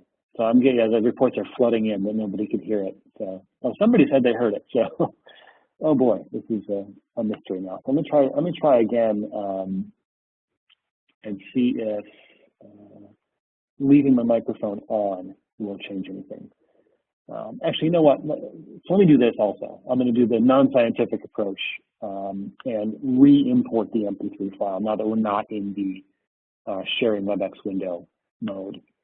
So I'm going to do the same exact thing I just did. I'm going to share that MP3 file, and it's going to reload hopefully for all of you now. So let me try this. Let me try pulling it up to. Let me just try playing it from the beginning again. I'm going to go for just a little bit. And if you can hear it, go ahead and chat in. I'm going to click play right now.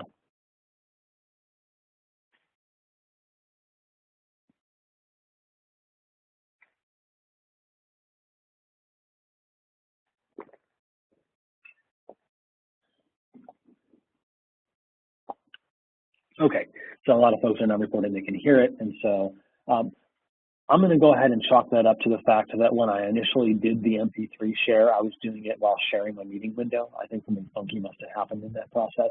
I've never had a problem with that in a live in-person session before. So, and I don't think you'll all be in the situation where you're sharing your WebEx meeting window and then importing an MP3 file. So, okay, that's good to know. Thank you for the feedback. I'm glad that we got that sorted out. So, all right, so with that being said, I'm going to go back to sharing my meeting window. So with that being said, when you, WebEx makes a very concerted effort to protect copyright. And so all of that we just heard, even the second time through when I know that you all were able to hear on your end, this meeting recording is not going to have any of that audio. So WebEx is not going to record any of that. Again, it's for copyright. I mean, this is a copyrighted piece of music. It's off of a CD that I own. So it's, you know, most of the time you can claim fair use for educational use and all that stuff. So I'm not worried about somebody knocking on my door and handcuffing me or anything for doing that just now. But WebEx basically says, well, hey, if we were to put that audio inside of a WebEx recording, we'd essentially be like redubbing, re-recording something that's copyrighted. So I think it's fairly understandable to me, at least, why they don't do that. I know it's kind of a pain, because if the audio file is an integral piece of your presentation, what you would have to do is provide an alternate means for accessing that MP3 file. So if you were going to share this recording with your users afterward, and you absolutely wanted to make sure they heard this, you'd want to provide them with some way of getting to that file. What you'd probably want to do is to ensure that you're adhering to copyright is, you know, chop up the section you used, provide that as a download, or find somebody who's got it up on YouTube somewhere already. That way they can deal with the copyright issue. but provide that externally as a supplemental material. It's the only way you can do it, really. And the same is going to go for video as well. So video can be done the same way. So I'm going to see if I can, do I have a video file? I think I have a video file in my folder here. If I don't, no, I actually don't have a video file. How odd. But so a video file, like if you had a .mp4 or a .mov format video file, the process would be exactly the same. So you would basically go in here to share file, and you can see even right here it says including video. You can go in and you can load up the video file. It'll load in a little player application like this. You can see, you can click play, and you have that whole guarantee of synchronized playback. And so, but again, the audio for that is not going to come through at all.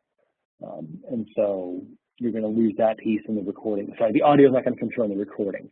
It'll come through live in the session, but it won't come through in the recording. So if you do need to make sure that the video is shared out along with your recording of the session, you're going to want to find, again, a way to, provide a YouTube link or provide a short snippet as a file in addition to the WebEx recording file. All right. Okay. So continuing with the theme of I've got a PowerPoint that's got rich content in it, how do I share it? You have another option available. So what I'm going to do right now is show you a slideshow. I'm going to share my screen, and I've got a little Google Slides slideshow. That's where I do all my work nowadays, is in Google Slides. So if you haven't checked it out, it's kind of a nice shameless plug for Google Slides. But I operate a lot in the cloud because I've got several different machines that I'm bouncing back and forth between on a regular basis, so that's easier for me. But anyway, I'm going to go ahead and just show you a slide deck that I made for a separate presentation there. I'm going to show you, and I do have some animations in there, just little bullet point fade-ins that I'll show you, but I'm going to accomplish this by doing a screen share. So essentially what I'm doing is running the PowerPoint on my computer and doing a screen share instead of coming up here to say share file and loading up a PowerPoint file. Right, so that's one of your alternatives. So I'm going to go ahead and do that. I'm going to go back to my browser. Normally what you'd be able to do is share your PowerPoint application here. And I'll get into the nitty-gritty of that in just a minute. But since Google Slides is web-based, it works off my browser, so I'll go here to Chrome and share Chrome with you guys. Okay, so let's get back up here. So here's my slide deck. And it was about academic integrity and how to avoid violations and Canvas and all that stuff. So I'm going to go ahead and just run my show as I normally would. Okay, so you are seeing my screen through the WebEx, and it's loading up my slides. Okay, so I'm going to get through, my colleague was doing a few slides here to start with. Let me get to my section here. Here we go. So I did a section on how to deter cheating and how to design quizzes in Canvas to deter cheating and all that stuff. So I'm going to run my slideshow as I normally would, and I'm going to click my buttons here to move forward. And so you can see my bullet points are fading in. You can see all of those extra little bits. On the next slide, I've got a GIF here. I'm not sure how well it's coming through frame rate wise, but you can see that I've got a little moving image here that's coming through. So little stuff like that will come through better if you run a PowerPoint or a slideshow, whatever it is, through a screen share. Because essentially it's just taking whatever you're showing on your screen and your computer screen, and it's broadcasting it in the WebEx. Okay. So yeah, I mean, all this stuff. This is the extent of the technology my PowerPoint does, or my slideshow does. Is it just does all these little fade-ins here. So I'm going to go ahead and get out of this and come back to sharing my meeting window with you. Share my meeting window. Okay, so if your PowerPoint is basically, if the rich content you've got there, if that's the extent of it, you just want to make sure your fun little animations and transitions come through, and you've got maybe a few little GIF files that are animated in there that, you know, just need, they're kind of like little fluff on top of your PowerPoint. That's a great way to run the session, is to go up here and do share screen or share file, share application, and then choose your slide deck presenter, whatever it happens to be. That's a great way to do that. But you're going to run into problems if you need some of this multimedia, like the MP3 files, or the audio files and the video files. Because again, so let me get you in the right frame of mind here. So if I'm running a PowerPoint presentation on my computer, and I've got an MP3 file, okay, all PowerPoint cares about is the fact that, hey, I'm running a presentation. So when somebody clicks an audio file, I'm going to play the sound through the system speakers, right? Because that's what I'm supposed to do. That's how this works. And the same thing with the video, right? I'm going to play the video on the screen, and I'm going to play the audio for the video just like I normally would through the system speakers, right? Which is all fine. So that the problem is that WebEx is capturing my microphone. So it's capturing my headset right now. It's not capturing my system sound. So whatever I do, if I were to go in there and play an audio file just from like iTunes or something on my machine, you know, maybe you'll get some of it by way of it coming out of my computer speakers and then back to my microphone. Maybe, if that's how the way it's set up. But WebEx is not built to automatically tie itself into your system audio. So basically what I'm trying to say is, if you are to try and play an audio or video file from your computer as part of a PowerPoint, or if you do have an example, something like iTunes or whatever it is, and you just say, oh, I'm just going to go to my computer and screen share it and I'll play it back, it's not going to work. It's not going to work the way you need it to. That's why WebEx has all these features like share file, and you can do audio files and do video files to make sure that not only that the audio and video you want to share can be heard on the other end properly, but also, even if I could pipe my computer sound through my headset and through WebEx, WebEx heavily compresses audio. We use a technology called voice over IP. So it's used a lot in things like Skype, for example. It's basically, it reduces, in order to be more efficient at translating your voice data through an internet connection to somebody else, it's going to basically compress it as far as it can. The voice over IP standard, I think, is something like 12 megahertz, if I remember correctly. I used to teach a digital audio class, and so that's why I know all this stuff. But basically, it's going to compress. You know, you're hearing my voice not at the same fidelity you'd hear it if you're in the same room, but you're hearing it at a reduced quality. Because basically, WebEx says, okay, voice over IP says we can get a voice down to this. You know, we can pack it down this far, send it across the internet to be more efficient, and still have it be recognizable and understandable. So that's kind of what the voice over IP standard has helped to do. So that's my point, is even if you could get your system audio to play through WebEx, the audio would be degraded to voice over IP quality. And maybe that's okay. Maybe that's okay in this case.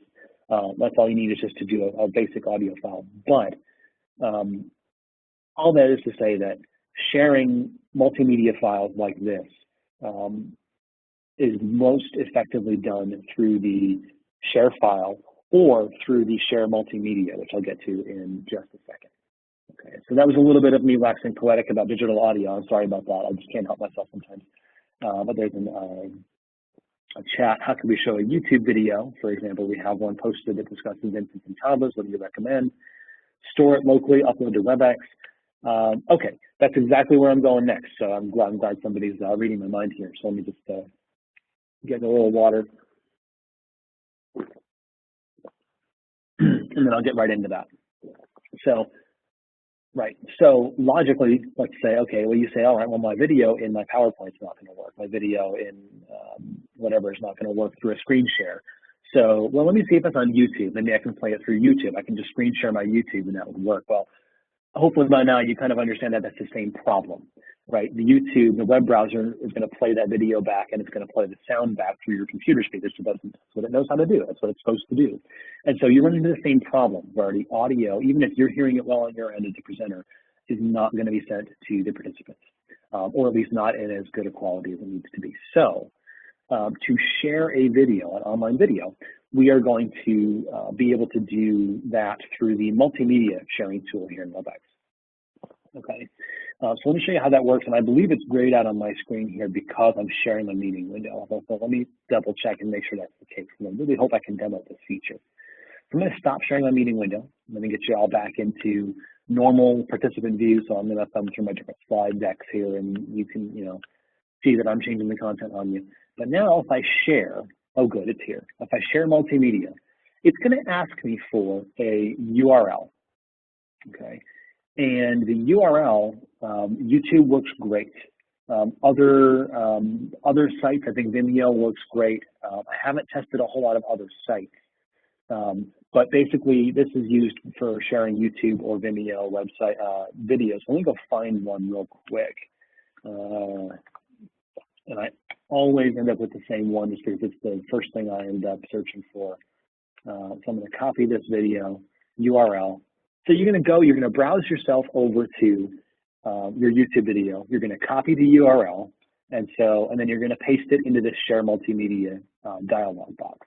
I'm going to click OK, and then I'm going to show you what that looks like. So now, on the side of your screen, you've got a multimedia viewer, and it's actually starting to play for me automatically. I'm going to pause it real quick just to make sure everybody gets on the same page with this. Now this is the part that I'm actually not entirely sure of. The play controls for this video may be independent of me. So that might be something you can help me answer right now. So if the video is playing for you currently, go ahead and find a pause button and pause it. But I've paused it. I paused it a little while ago. Can you just go ahead? So Steve can pause it. When I paused it, then it didn't pause for you all, I'm assuming. That's the assumption I'm making. Yeah, so Shannon says she paused it. So a lot of folks. So versus the multimedia sharing. Oh, great. Okay, thank you for confirming all that. By the way, I should have been a little better prepared on that. But so if you were to go up here to share and then share file, you retain the play control. But when you use the multimedia sharing, yeah, it'll pull up the same video, but everybody's going to have their independent play controls on it. But basically, so if you click play on this video, it's going to show you all this, this multimedia, the funny cat videos or whatever it is. And I just played another little snippet. I skipped to about 36 seconds and hit play again. And I'm assuming that none of that came through for you all. So when you're using this multimedia viewer, it's going to be your responsibility to also ensure that your users know that they need to play pause themselves. So it would be great if so the goal would be, okay, I'm about to introduce a YouTube video for you. I'm going to click the multimedia viewer. I'm going to click go. And basically at that point in time, go ahead and watch about a minute of it and then pause it. So you're going to have to offload some of that responsibility onto your users for when to click play and when to click stop. So now I will take this opportunity to go ahead and show a couple of quick YouTube tips if you're interested. So let me go back over here sharing my web browser. And let me just check on the status of my headset. I think my headset might be, oh, we're doing okay still. Yeah, we didn't have that much further to go, so I think my headset will make it. Where am I? I'm going to go back to YouTube. So I'm going to go back to YouTube. I'm going to go back to that video. And I'm going to pause because I don't want that showing. All right. Okay. So on YouTube, I don't know how many of y'all know this, but you do have the ability to go through here. And so let's say the point of the YouTube video that you're trying to share is you want to show them, let's see, starting at about 52 seconds, for example. If this was really what I wanted people to see, then I can go through here and do this in YouTube itself. So in YouTube, you've got a share button here. So if you click share, you can generate a link that starts at 52 seconds. And so you just have to check this little box down here, and it'll go through and let you put in, you can put in your own number if you want, 50, 56, whatever it is. And then it'll give you a link here. So now if I copy this link and come back into WebEx, stop sharing, and then the multimedia viewer just came back up for me. So I'm going to go back up here and multimedia, and I will paste in that link with the time code is involved now. Click OK. And now, of course, it's going to show me an ad first, of course, to completely ruin my my flow here. But I did see before that ad came up that the playhead was over at the 56-second mark, and then of course YouTube did its thing with the ads and everything. So anyway, but there you go. So that's a recommendation I've got if you're going to be using video for people. Go ahead, if you're going to use YouTube, go ahead and know two things. Number one, you can pick your starting position by going to that share option within YouTube itself.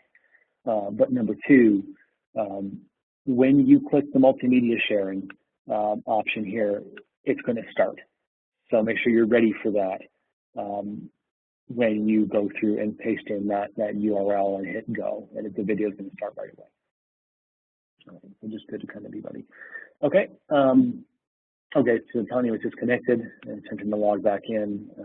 Yeah, that might happen occasionally with just internet connections or whatnot. Luckily, we're recording, so if she misses part of it, that's no big deal. So there's not a whole lot more that I wanted to talk about at this point. So okay, so Eleanor is going to, let's see, to reiterate, if you're sharing PowerPoint that has audio video, you will share your PowerPoint application or your file. That'll be a flat version. And then you'll have to share the audio and video separately as either another file or a multimedia URL. So Linda could not see the multimedia video. I'm wondering, it may be, let me pull up my, let me share again my meeting window just to kind of show what I'm looking at here. So in some of these panels, and some windows, depending on how big they are, like if I shrink down my meeting window a good bit, it will start collapsing things. And it might only show a handful of these panel icons up here. What you're going to want to look for is a button on the right-hand side here, this little pull-down button. I don't know if you can see my mouse is my annotation cursor right now. I'm going to get back to a normal mouse. Whatever works. It's the button up here next to notes, this little pull-down. And so if I click that, I would, in that case, have the multimedia panel or additional panels available to me. So let me do this. Let me share one more multimedia. You'll have to pause this again real quick. Or actually, you know what? I'm not going to do that. I'm just going to click stop sharing. Oh, and then it started automatically for me. There we go. So if you can't currently see, I'm going to go ahead and pause mine. You can go do the same. If you can't currently see the multimedia viewer panel, go to the very, very top right of your window, click that downward facing little caret, and see if you have an option to pull up your multimedia viewer.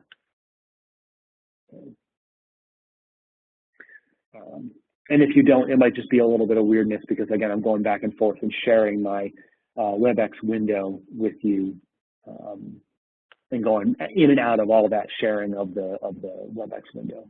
So anyway, so yes, that's what, so Eleanor's chat, I think you can all see it because we're all on a group chat here. But her point was essentially what I'm about to outline for you here on a new whiteboard, which is sharing in WebEx a PowerPoint deck in WebEx. So option one will be to be okay with the flat file. So either load in the file through share file, or from PowerPoint itself, you can print out to PDF, or you can save as a PDF. I think most Microsoft applications have that ability now to go ahead and do it. It might even be under save as, like save as PDF. So if you're okay, if you don't have, this is good for presentations with no dependency on animation, transitions, multimedia, etc. So if you don't have any really visual AV components that you just really want to go through a slide deck page by page, this is your way to go. Easiest way. It's going to be, just super simple. Don't have to worry about that. Option two is to screen share. This will bring screen share yourself running the PowerPoint on your computer. This is great,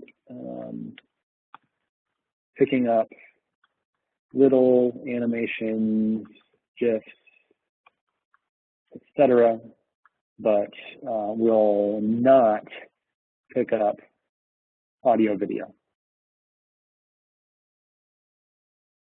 Share whiteboard. I'm not seeing what you're seeing. Oh, okay. You know what I got to do is click okay. You can see it now. Because you can't actually, I went off the side of the page, but it's just a little quirk of WebEx. So that happened because I didn't actually finish my text box. When I have a text box going, it doesn't publish it to the view until I'm all done clicking in it. So anyway, so those are a good couple of options here. So the bottom line, I'm going to do this and I'll finish in just a second. For AV in WebEx, you've got to have alternative copies of audio or video files. And in fact, it's alternative copies or view methods. Okay, so this, if you're doing any multimedia work, you've either got to have the MP3, either MP3, MP4, or MOV file via share file, or YouTube, Vimeo, etc. via multimedia. Share multimedia. Okay, so that's kind of the Cliff Notes summary of when you're sharing a PowerPoint through WebEx, especially when a PowerPoint does depend on multimedia and everything. So option 4, which we haven't, 3, I'm getting ahead of myself. Option 3 that we didn't really talk about is basically for you to kind of reconstruct your PowerPoint here in WebEx through the use of whiteboards file sharing. So you could do that. I mean, I could see a pretty easy way to do that if you just kind of rebuild up your slide deck here with the text option. You can retype stuff or copy paste stuff. You know, be able to thumb through pages up here at the top of the window. PowerPoint, WebEx does allow you to share. We talked about audio video files, but you can also share image files too. So if you wanted to share a picture, I'm going to do that real quick just to show you how that works. And I think the one picture that I've got, there's a theme today because I showed you a cat video, and I think I've got a cat picture sample image. There we go. So I'm going to show that with you all right now. And you don't see it now because I've got to go to it here as the presenter. But I'm going to pull that up, sample image, and there you go. So those are cats. Those happen to be my cats. And the nice part about sharing image files here is you can, again, WebEx content sharing is all geared toward being able to work on whatever you're sharing. So I can go ahead here and add a text box, and I can use that to share the names of my cats if I want to. So my cat's in my own booth. And, you know, I could even draw arrows to them if I wanted to, you know, be very explicit. So, you know, so your annotation tools all work the same way on the side here. Anyway, so it's probably not something you're gonna be doing very often, I would imagine, if you've already got PowerPoints. But if you just like working in WebEx and want to make sure that you don't have to mess with how to share a PowerPoint or whatever it is, you could always use whiteboards, file sharing, and all that stuff to kind of build up your WebEx slides as different content tabs here in WebEx itself.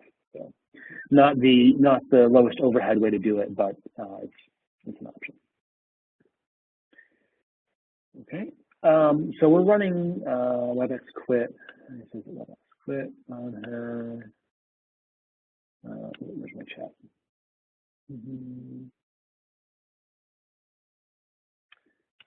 So having some problems reloading the room link. It's quitting at about 75% and then stopping.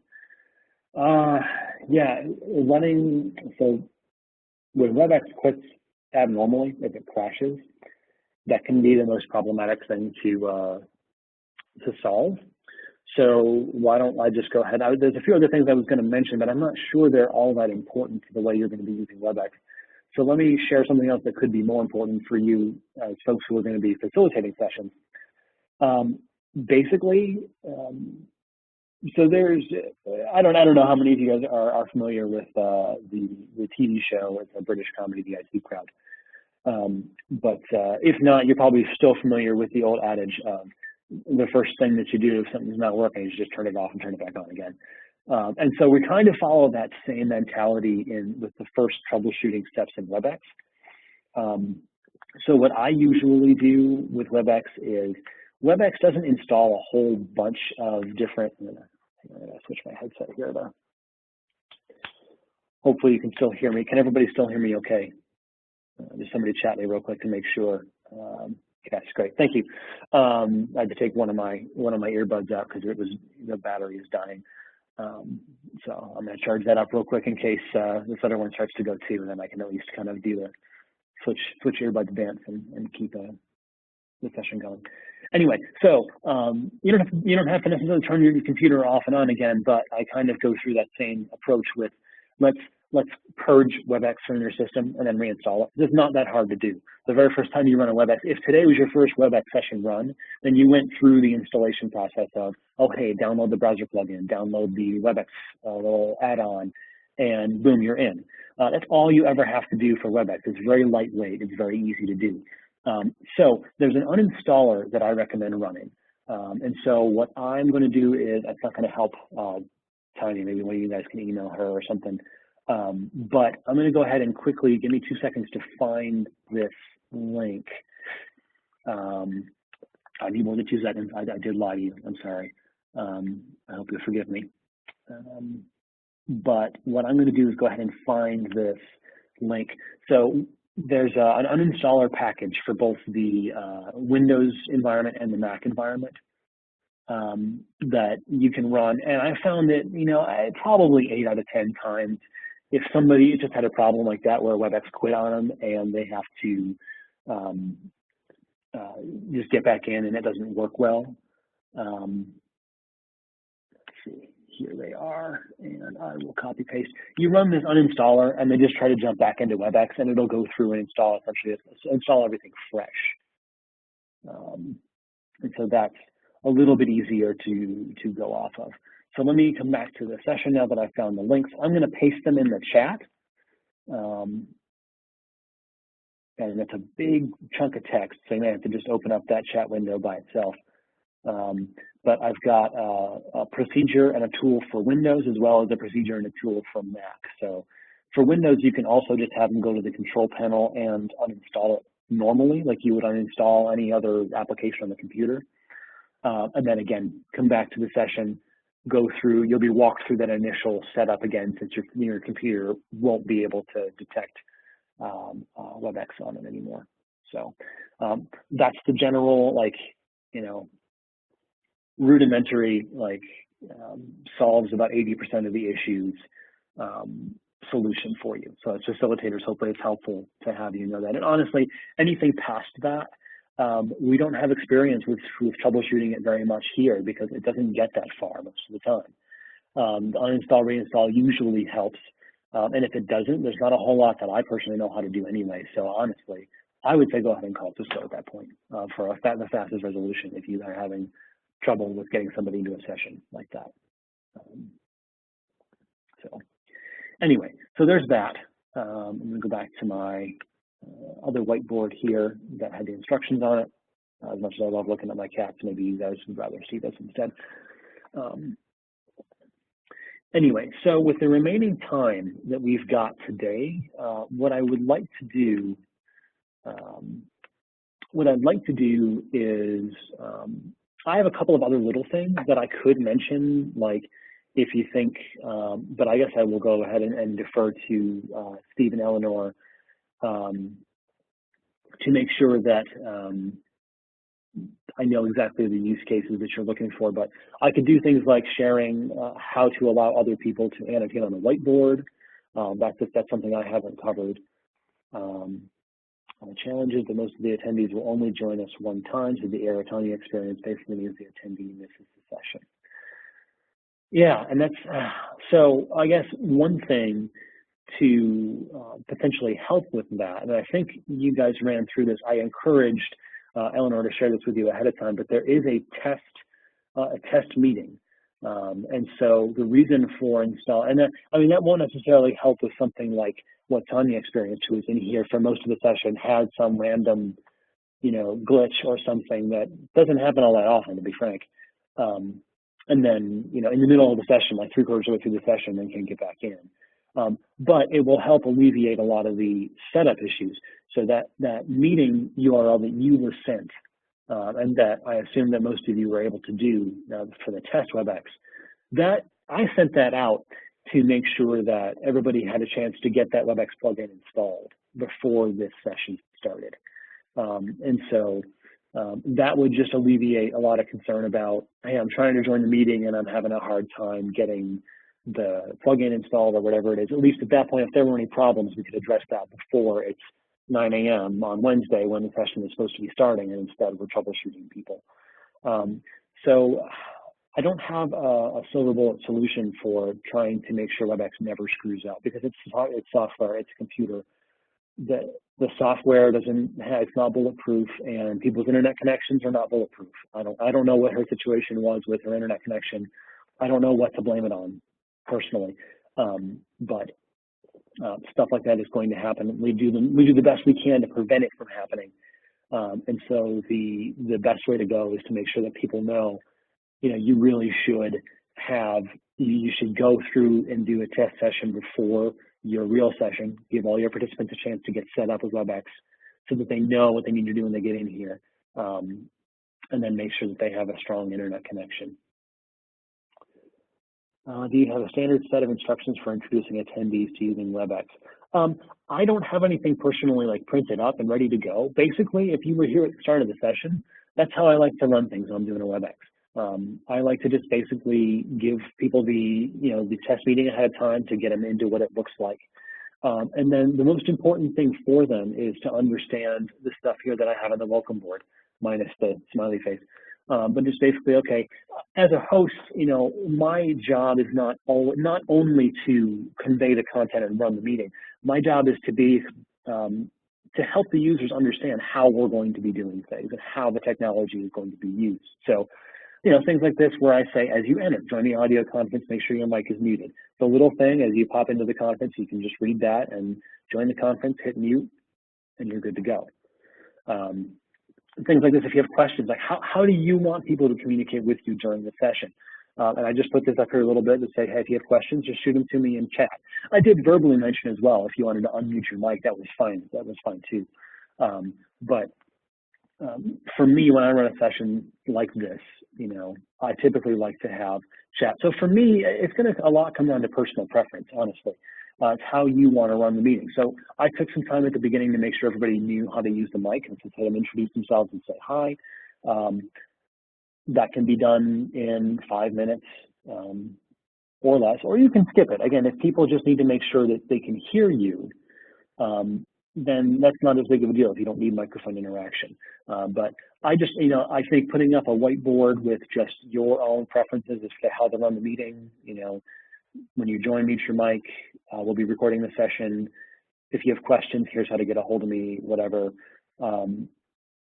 That's a great way to kind of set your expectations, and then you know, just instead of giving people a checklist of like, well, to unmute your microphone and do all this, you know, go to this button over here. I just prefer to be a little more interactive with that, hands-on. Hey, just say hi.